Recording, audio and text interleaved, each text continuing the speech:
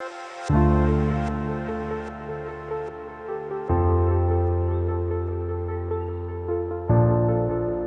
y a certaines personnes avec qui il est juste plus simple de discuter.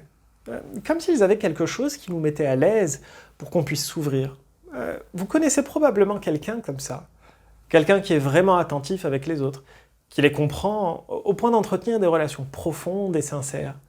Ce sont ces managers qu'on considère comme de véritables leaders à l'écoute de leurs équipes, et non pas comme des petits tyrans insensibles. Ce sont ces amis avec qui on préfère discuter lorsqu'on veut vider son cœur ou demander un avis honnête, ou encore ces personnes avec qui on envisage d'entamer une relation sérieuse quand notre intuition nous dit qu'elle pourrait être la bonne. Mais à votre avis, qu'est-ce qui différencie ces personnes des autres? Pourquoi est-ce qu'il est plus agréable de leur parler? Leur capacité à véritablement nous écouter, à répondre de manière appropriée et à fournir un effort sincère pour comprendre nos pensées et nos émotions les distingue. En d'autres termes, ils ont appris à développer leur empathie. L'empathie est une compétence, et c'est un peu comme la danse. En y mettant du vôtre, en y consacrant du temps, vos conversations deviennent plus fluides, ce qui vous permet d'établir un lien sincère et spontané avec les autres. Mais être empathique implique de faire attention aux autres, et cette attention est entravée par plusieurs blocages et plusieurs barrières qu'on a fini par internaliser.